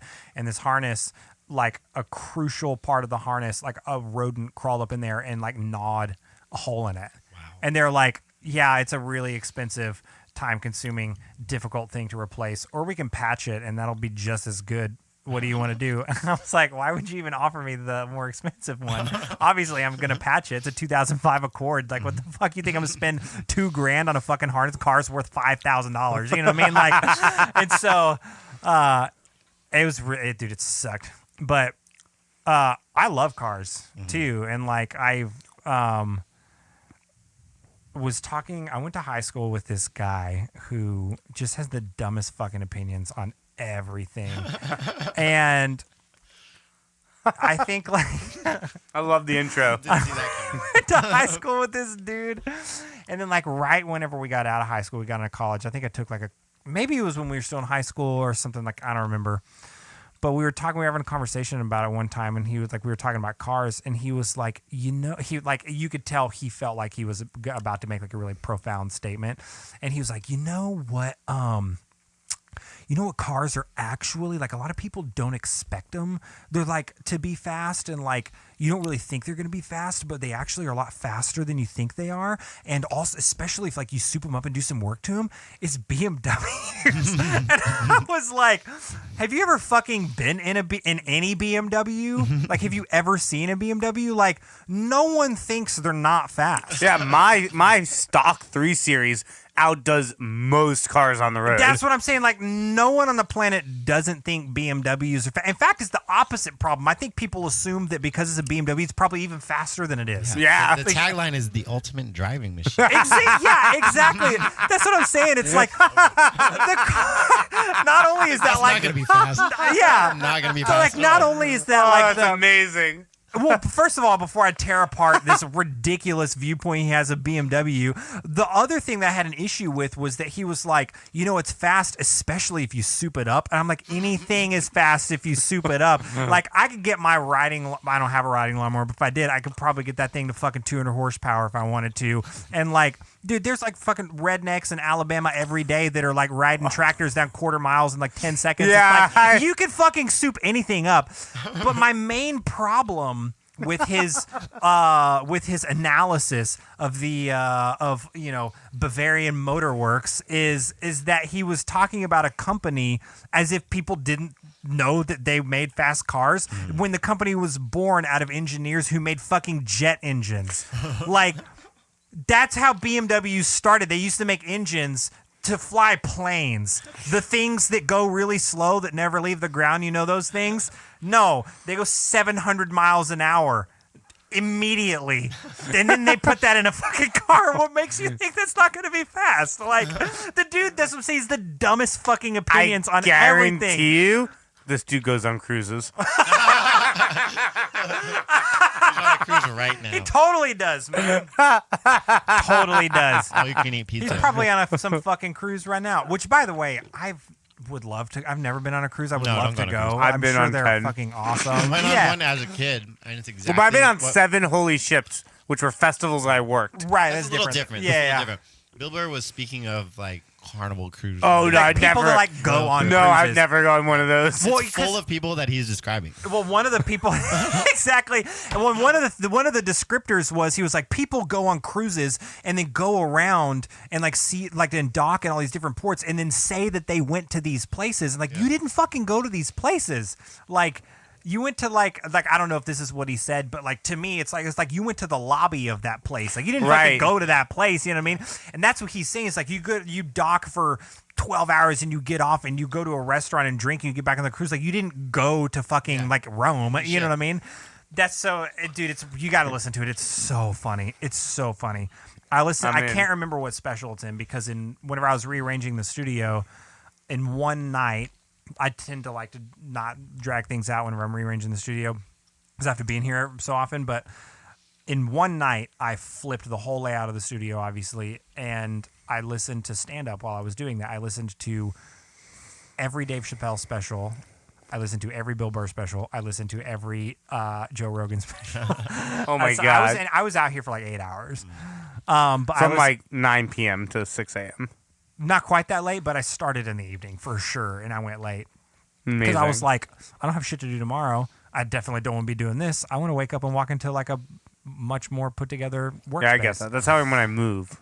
Oh yeah, you just want to be done. Yeah. You just want to be done. I mean, you know that. You're at my place late when I move, putting up TVs.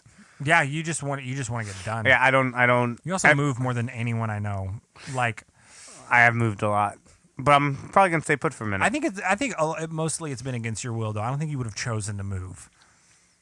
Yeah, but this last one we upgraded. You will, and also Alexis and you got your own place. Right, That's right. Like you and your girlfriend. I've Getting definitely spots different. helped you move before. You have for sure.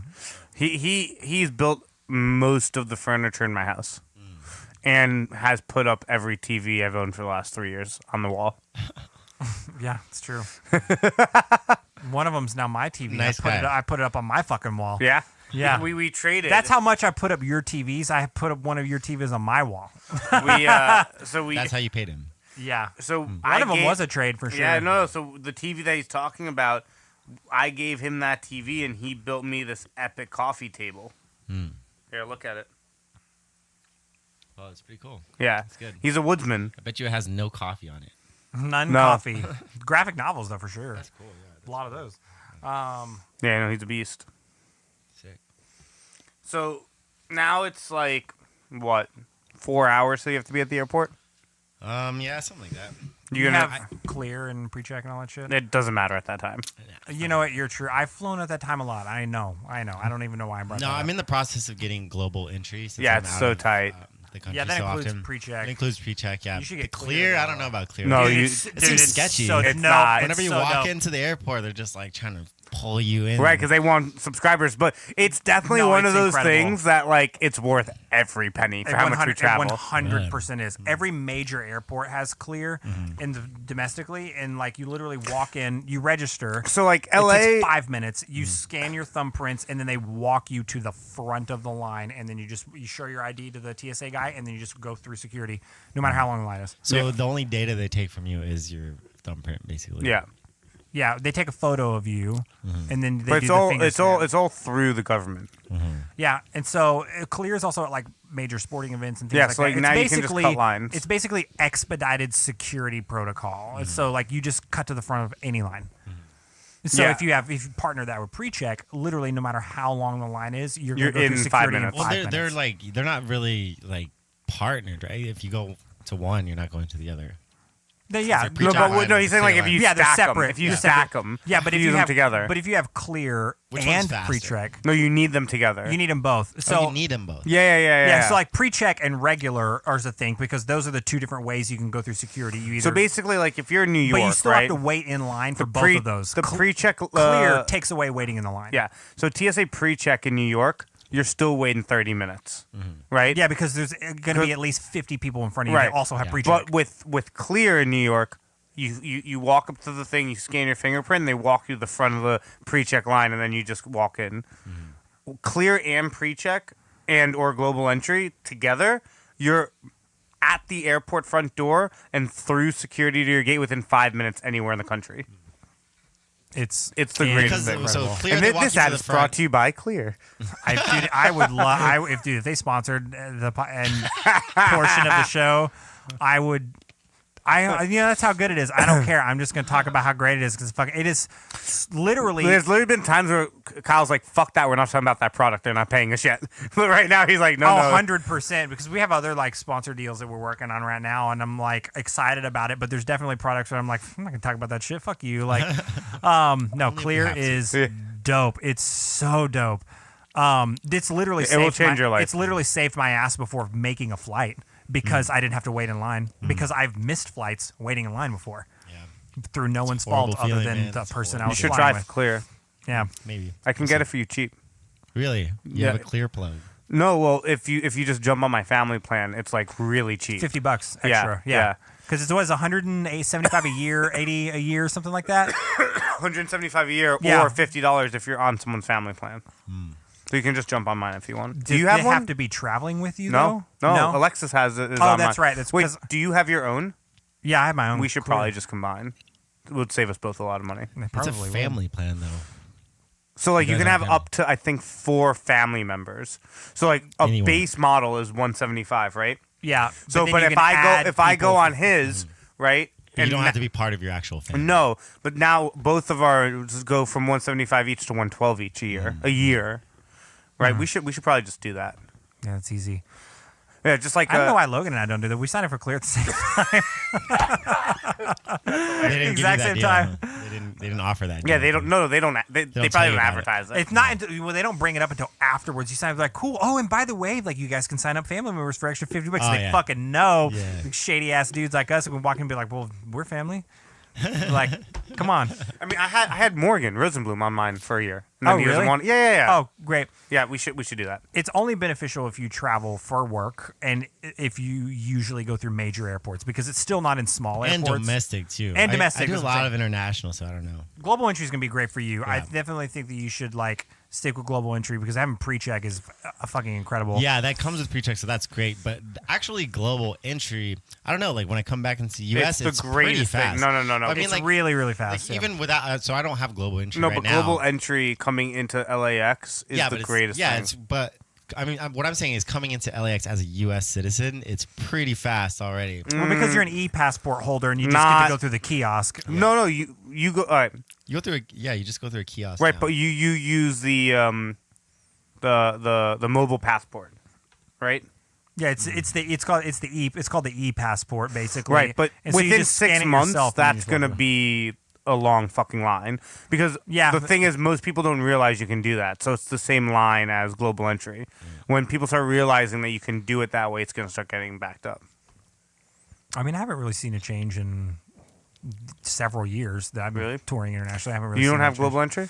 I don't have global entry because I don't travel internationally enough to where whenever I come back, it's that big of a burden to where I'm like, shit, I need to get global entry.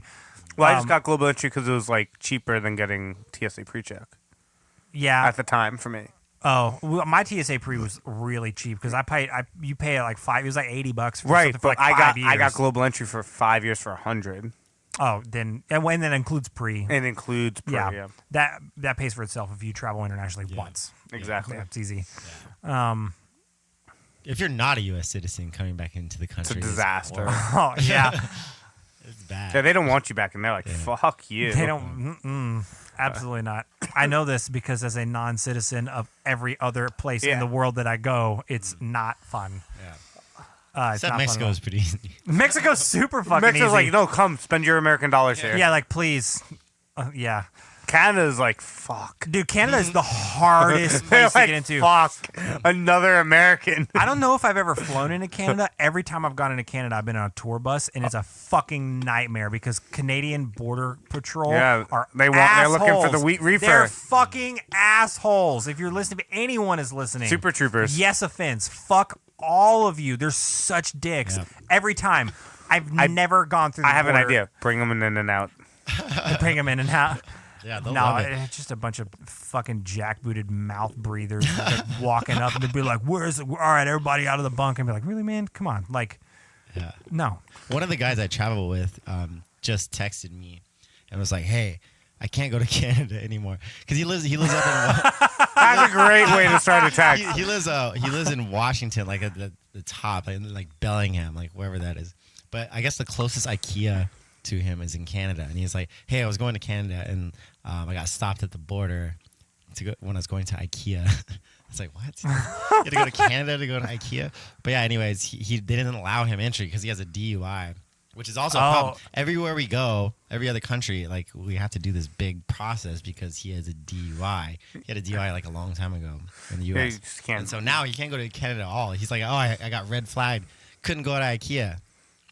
I have a friend that we toured with cheat codes who had a DUI, and it's a nightmare every time he wanted to get back in the country. Yeah. Dude, anything on your record when you travel internationally, it makes it so hard. Yeah. They always stop him and say, what the fuck? Well, he's never actually been denied anywhere. And we actually went to Canada with him, like not even that long ago. Is he American? Yeah, he's American, yeah. That's weird. It usually shouldn't be that well, hard. Like, because usually we have we get DUI in America? We get a COE for these shows, you know. Right. So when he was just traveling alone, just for leisure, is when they flagged him. And yeah, he's like, yeah, don't give me any connecting flights there. Like, just avoid it. Oh my Dang, god. man. Well, Yeah. let's wrap up. I know you have less than 4 hours to get your shit together. Well, I already planned on not sleeping. So. Oh, really? Yeah. There you go. Are you? Yeah, What are you just gonna gotta pack. Are you gonna take a lot of edibles? No. Maybe, I don't know. I mean, you should. The last time I got high and went to the airport, I told myself that I was never going to do that again. And then you did it the next day. No, it sounded like a great idea, but it was a horrible. Did you not like it? Yeah, I was like, I love going to the airport high. Yeah, way I too think it's the high. best thing in the fucking world. I was also traveling internationally, and then like I was going through, that's freaking, you got to be on your game when you land. yeah, I was going out of Tom Bradley, and like there's just all these security guards like machine guns, and every time I didn't have anything and you're to just worry like about. you're just like hi. No, like every time I looked up at him, like for some reason they're making eye contact with me, and I'm like, oh shit. like Jesus. Because you look like a samurai. Your hair makes you look conspicuous. Maybe, but yeah, I don't think so. I couldn't handle that when I was high. Bro, him dressed all black with that hair, big backpack on there, like, yo, this is some fucking Keanu Reeves shit coming up. That's amazing. I love how you basically describe what we all wear anytime we travel. Yeah. Like fucking black joggers, hoodie, Exactly. backpack, Pelican, begrudgingly coming through with me. Right, with that look of, please don't fucking talk to me. Yeah, it's like, I don't want to, dude. I, like, outright will walk away from someone in the airport if they start talking to me about gear that I have. The past, like, I swear to God, the past 2 or 3 times this has happened, people have walked up because I've had my mono on me, and they, like, will walk up and want to say, like, hey, you in a band? Or, like, what kind of guitar is that? And then sometimes you get the very, I guess, I don't even know how to describe this. Sometimes you get people straight up to walk and be like, is that a guitar? And I'm like, so recently, and by recently, I mean, for probably the past 6 months now, I've just started walking away from people, even if they're in the way of me needing to go around them to keep walking in the direction I'm going. I'll go the other way. I'll turn around and be like, I will go back and get something else from this restaurant I was at, or I will go to the bathroom. I'll go buy another neck pillow. I'll spend $25 to get out of this conversation with you. So like people have started walking up, and I'm usually with Logan. And the past couple of times, he's kind of handled it like a champ.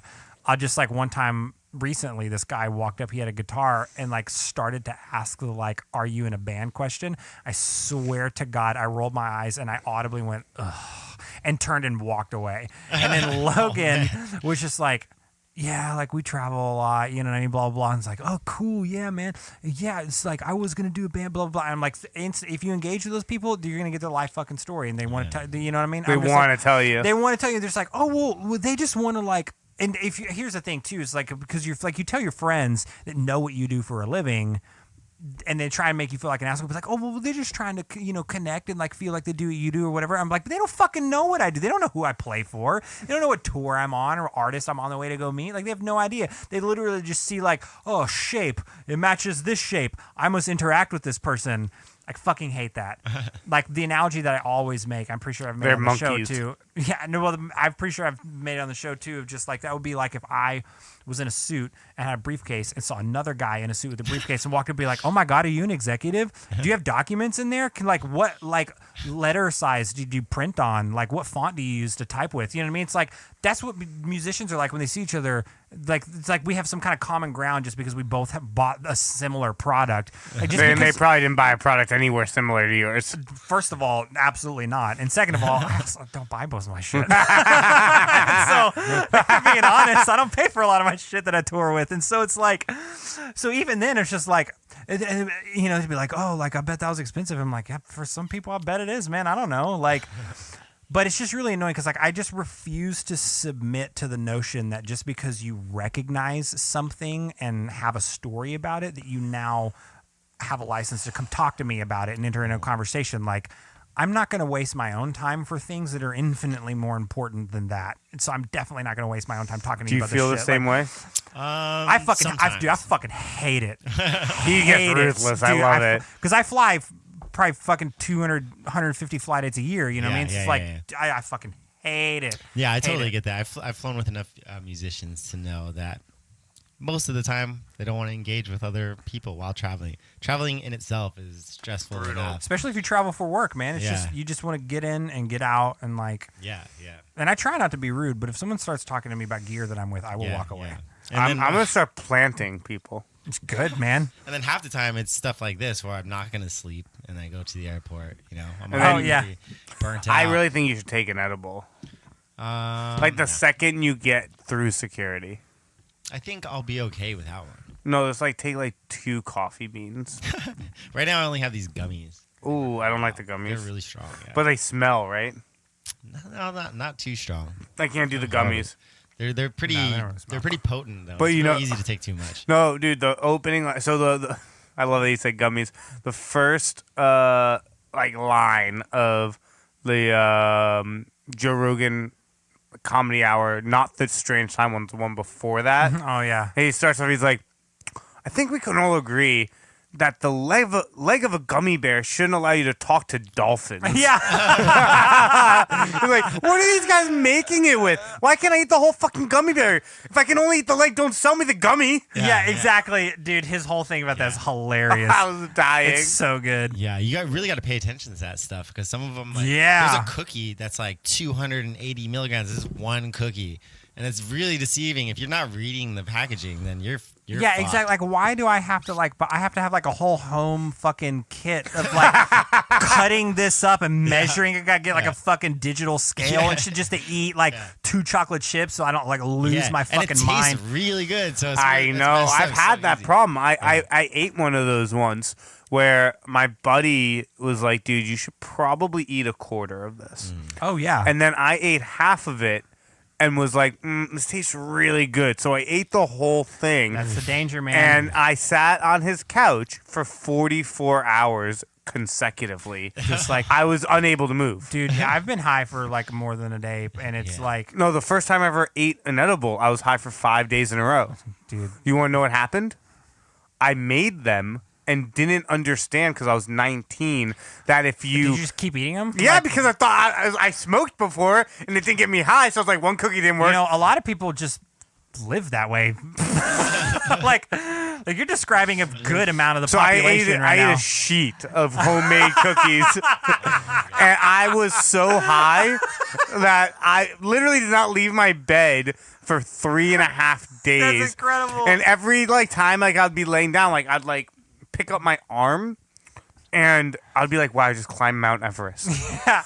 Oh, it's like in Zoolander whenever they're talking with like Hansel, just like whenever he's talking about doing peyote, he's like, we were climbing and like I realized, holy shit, I'm at the top of Mount Vesuvius. And then someone calls me and then I realize, Hansel, you've never even been to Mount Vesuvius. You hung out at base camp for 6 days straight just smoking peyote. And like it's like that whole thing, you know, it's like you get it. It's that whole thing. I'd love to smoke some peyote. I would absolutely smoke some peyote. Would you? Yeah. Did you do DMT? I have done DMT. Ooh. Did you go to another dimension? I went pretty far. The first time I did it, I didn't go very far. Because you didn't take enough. Well, I didn't smoke it right. I just had I had DMT. You were scared. Maybe a little bit, but I had the powder. I mean, there's a lot I've of. watched a lot of stuff on it. I already knew. Did you what watch was the, going on. Yes, I watched the Joe Rogan one on it. Have you seen that one? It's really good. The spirit molecule. The spirit molecule, yeah. Yeah, Oh, it's on Netflix. Joe Rogan narrates it about DMT. It's very interesting. That's crazy. So the first time I didn't burn. I burned way too fast, and I just smoked out of regular pipe. Maybe on a little bit of weed, and I felt it like going, and I just realized that I didn't even come close to what it should be. Right. So it was like an acid trip for like 30 seconds, you know. So the second time I was like, this is, months later. I smoked it again the same way, but I focused on burning it real slowly. Shave your mustache. I focused on burning it really slowly, and I took a really long, big hit and held it in for as long as I could, and I blasted off. That's amazing. Exactly how they describe it. Like I went through a kaleidoscope of geometrical patterns. No way. Yeah, at light speed, like you're on that Star Tours. That's Right? yeah, I That's love like exactly how it felt going through a kaleidoscope. For but how then, long? I don't know. Like you kind of lose all concept of time. But I went really far. But you know how they describe going through the door and like breaking through. I'm pretty positive I didn't go through the door. So you didn't see the aliens? No, but I felt it. Felt him. I went. I think that's the right. Launched off and kind of like stopped. Like gradually as I was approaching the door, and then I just kind of pulled back slowly, and it was like. Then I did it on my yoga mat in my living room by myself. Wow, that's pretty intense. Yeah, so like it took a while to like when I opened my eyes and like kind of realize that you where were. I am and like what I did, and like I would say the whole experience from beginning to complete end where I had total comprehension back was maybe 15 minutes. Really? Yeah. That's crazy. How long did it feel like though? Like you had no idea. You're like days. I could have felt. Yeah, you completely lost. Like if you like look at time and it said it was 2 days, you'd be like, yeah, I get it. Yeah. Like it wouldn't be surprising. Yeah, it wouldn't be because surprising like. at all. Would you say that was like the appropriate amount? Because there's definitely people that have done DMT that like don't really ever. They're not really the same after it. Like I would do it again, and I would do it more. I would do it right. My friend told me he would set me up properly. I really want to again. I just smoked it out of a pipe. I didn't like do it. I want to go. Way. I want to go to the Amazon and do it with a shaman. You're thinking of ayahuasca. I want to do that. Yeah. That's gotta be careful with that's that. a several hours long process, and there's like weeks of preparation that you have to do for your body to lead up to it. Really? Like you can't have sex, you can't eat or drink anything for certain periods of time leading up to it. Like they're pretty specific about like your restaurant because you're flushing your entire system because it's a spiritual experience, and you also have to be led through it, and the shaman takes it with you, and it also because of how it affects your body, like you have to be really specific about things you eat and do, like lead for like a pretty like intense period of time like leading up to it. It's not like you just like, oh, I'm gonna smoke this thing, see what it's like. It's not. It's a whole process, and so it lasts a long time. And you got to be really careful because now that it's kind of like a fad. There's a lot of fake shamans out there, and they're giving people things that I know. One thing I believe it's called toe. It still will fuck you up, but it's not ayahuasca, and it's actually like dangerous, and people have died. I actually know someone or know of someone that died doing it. Oh wow! Yeah, because they were given something like by a fake shaman claiming to be ayahuasca, and it was not. So you really got to do your research. You got to be super careful too. Is like with a lot of these psychedelics. I mean, people think that they're harmless, but like there's like really, really intense chemicals. Like, I mean, and some of them are natural, but like this still doesn't mean some of them are not. Absolutely not. Right. No, and so. It's just you just got to like do your research, make sure that you're in a safe spot, and be with someone who you know that you can trust, that they are able to go through that with you, and that they're going to be able to help regulate this, how much you're taking, and kind of like be there while you're taking it, and like let you know what it's going to be like coming out of it. It's like you just really need to be in a trusted, safe place if you're doing anything like that. It's like I don't really think there's an issue with like psychedelics or anything like that, but like I definitely wouldn't go to like some fucking kid. Would you do DMT right now? Right now? No. Not the second. I don't know, man. I've kind of been like going back and forth on like that. Like I don't smoke anymore. Right. I don't smoke weed anymore. He's sober. Because like coming out of like being an alcoholic and like not drinking anymore, I view like weed as like a breach of sobriety as well. And so, like anything that like alters my ability to have control over my consciousness or levels of inebriation, I view as a breach of sobriety. And so my life has gotten a lot easier as a result of that. But I don't know. Like I mean, personally, I still don't think weed's a big deal. I would probably have no problem smoking DMT or doing anything like that. But I just like. What about LSD or mushrooms? Yeah, definitely. Yeah. No, I haven't done any of those. And I won't now, but I absolutely would have because I'm just like, again, like if you're in a safe space and you get, you receive a substance from someone that you understand what that is and you trust them, like it's really all just about making sure you're safe. Like, but like, I don't think that like any of like a natural psychedelic or anything like that or anything you smoke, like not that big of a deal. I mean, like crack, I'm not like crack. You smoke crack too, but I don't think I wouldn't recommend that. So you wouldn't recommend smoking crack? No. I would highly recommend LSD and mushrooms. I think everyone should try that at least once. I've always been like really, really interested in the just like how your mind reacts to like a psychedelic. Yeah. Especially as a musician, Oh, for sure. Expand your mind and creativity and, Yeah, it's cool. Sweet. So we're gonna give DMT out to everyone who listens to this episode. I'm down. Just get on our mailer list and we'll send you some. Yeah, so do you have anything to plug before we get off? Any upcoming shows or anything, like maybe some stuff like that you got going on over, like maybe in the next month or two with artists that you're with, or anything you got going on? Yeah, well, we're doing EDC Japan next month Tight. in May. That's super dope. That'll be great. Alison Wonderland sold out 2 Red Rock shows. Oh, sick. That's sick. Well, actually, I take that back. It's gonna sell out. The first one sold out, and the second one was announced yesterday.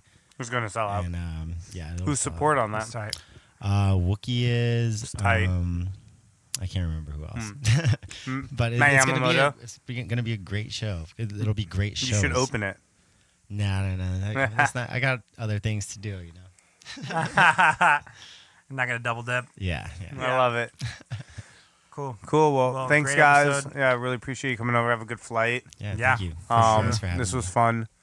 Let's, we'll do it again soon. Yeah, we'll wrap you on the lookout for more movie episodes, more guests coming up. Yeah, and go get clear.